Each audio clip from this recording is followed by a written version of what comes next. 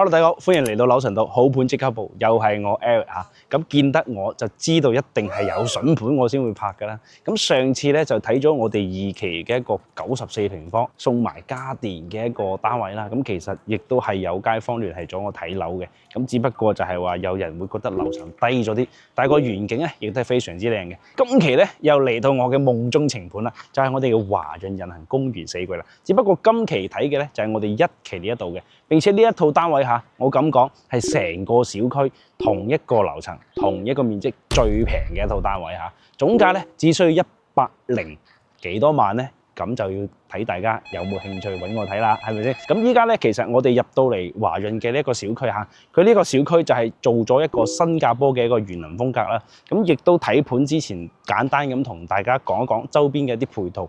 咁其實有留意開西區彩虹片區呢啲街坊咧，應該都知道㗎啦。華潤咧，你無論係去商超又好，又或者係去飲茶都好啦嚇，前面700米到1000米左右咧，會有2個大商場嘅，一個1+1嘅超級大商場啦，裏邊有一個元龍苑茶樓，幾 OK 嘅，個燒乳鴿係幾 OK 嘅。咁另外一個嘅話咧，就喺中旅彩虹嘅一個1期啦，喺對面嘅一個龍泉廣場裏邊咧，亦都有一個龍泉新宴嘅一個酒樓嚇。如果係想翻去香港嘅情況下咧，隔離中旅彩虹嘅話咧，500米左右，會有一個永東嘅一個直通巴士，每日有42個班次往返香港嘅。咁包括復活節嗰陣時咧，佢係增加到60幾個班次。包括如果係話你平時有啲咩頭暈身㷫嚇，前面500米左右，去到我哋中山嘅一個中醫院3甲醫院嚟嘅。住得呢度彩虹片區嘅一啲街坊，無論係本地居民又好，又或者係港澳嘅街坊都好咧，其實係貪圖呢度嘅便利性同埋佢呢度環境嘅一個舒適性。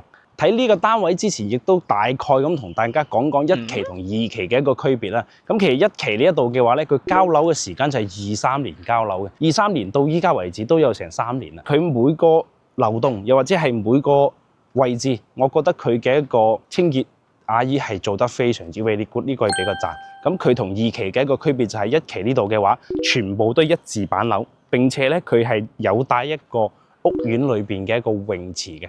咁2期嘅話咧，佢就係抬高咗一個層面啦，咁就係裏邊冇泳池嘅，呢個就係1期同2期嘅一個區別啦。咁包括1期呢度嘅單位係基本上戶戶都係朝南咁滯㗎啦。咁再加上咧，其實華潤呢一個小區下，大部分買嘅人咧都係要嚟自己住嘅。今期睇嘅呢套單位咧，炒價就真係唔好睇啦，因為呢套單位嘅話咧就唔適合炒嘅。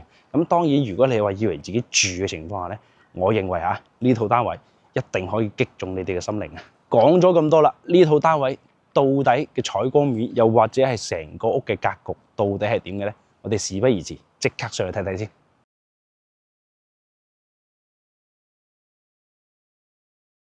上到嚟之後咁佢嘅樓層咧，亦都非常之靚。因為最高咧就32樓，咁我哋個單位就係29樓，咁佢係一個 lift，然之後左右2伙嘅。我哋呢伙咧就02入嚟。首先佢會有一個細細嘅一個位置，呢度咧係可以做一個鞋櫃同埋放一張凳俾大家去坐住換鞋啊咁樣。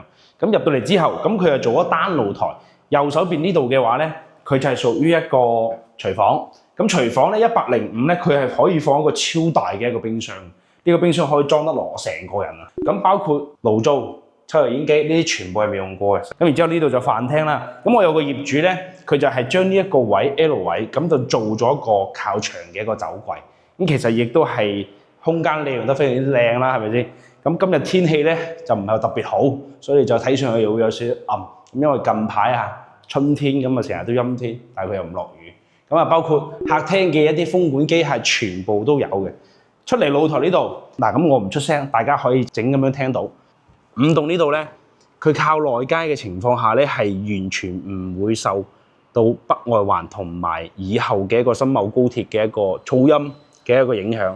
咁包括咧，我哋望出去嘅話咧，其實就係睇2期嘅一個園林景觀同埋中旅彩虹嘅一個中軸園林景啦，甚至可以睇到少少永東巴士嘅嗰個站點。咁其實點解我會講呢一個盤係我嘅夢中情盤咧？大家有冇留意一樣嘢就係咧？你可以睇到佢嘅外牆咧，遠睇過去就好似黐一塊磚，但係其實佢係用真石質噴上去，然之後再間一條一條咁出嚟。好處就係話就唔會好似以前嘅樓，以前嘅樓瓷磚上牆嘅情況下咧，佢有條罅喺嗰度嘅話，時間耐咗落雨水多咗嘅情況下咧，佢就會我哋叫反鹼。通俗嚟講嘅，長睇流眼淚。咁呢一個樓盤就唔會咁樣有呢個情況出現㗎啦。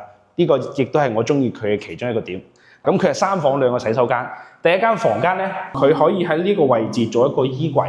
咁然之後咧，睡眠區就喺呢個位置啦。咁其實你擺一張9尺床，其實你3邊落床亦都係完全冇問題嘅。包括呢一個方向，佢亦都係朝南。呢套樓係業主一日都冇住過，咁其實呢啲框架佢都未拆嘅。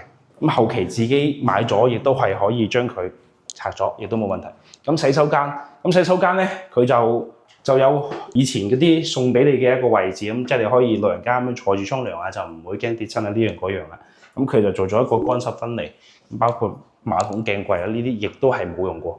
第2間房，呢一間房嘅話，佢睇翻裏邊嘅一個過廊位置。咁呢間房嘅話咧，其實係可以要嚟做客房，以及又或者係自己要嚟做麻雀台、書房。咁啊，呢啲咁嘅操作其實亦都係完全冇問題嘅，因為其實佢29樓嘅話係屬於中高樓層㗎啦，通風啊各方面亦都係非常之好。主人房佢有一個比較特別嘅嘢就係咧，佢呢度有個 area， 即係唔係放冰箱啦，肯定係咪先？即係你可以幫太太咁樣做一個衣帽間，即係你放塊鏡或者放衫咧、放行李篋完全冇問題嘅。咁亦都係套間。咁因為呢個單位咧佢就未通電，我簡單帶大家睇下廁所。因為我本來比較黑，我驚大家見唔到我。咁啊，廁所嘅話，佢就做咗一個鑽石型嘅一個企缸位啦，包括馬桶啊、壁龕啊呢啲，就全部都幫大家做好㗎啦。咁包括主人房呢度嘅話，其實佢如果嗰度做咗衣櫃嘅情況下咧，其實呢度都唔需要做衣櫃㗎啦。你可以擺一張2米嘅床，亦都係冇問題嘅。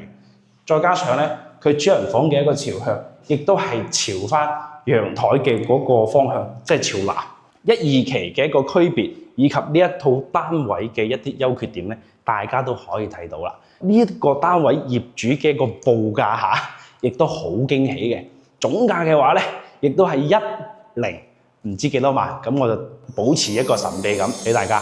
如果你對呢套單位有興趣嘅情況下咧，不妨可以掃描上面嘅 QR code，亦都可以喺下方留言下，話俾我聽呢套單位到底值唔值咧？100零萬出頭就可以買到呢套單位喎，你會唔會心喐咧？心喐嗱嗱聲 call 我帶大家上嚟直接睇樓。咁今期節目就到呢度，我哋下期再見，拜拜。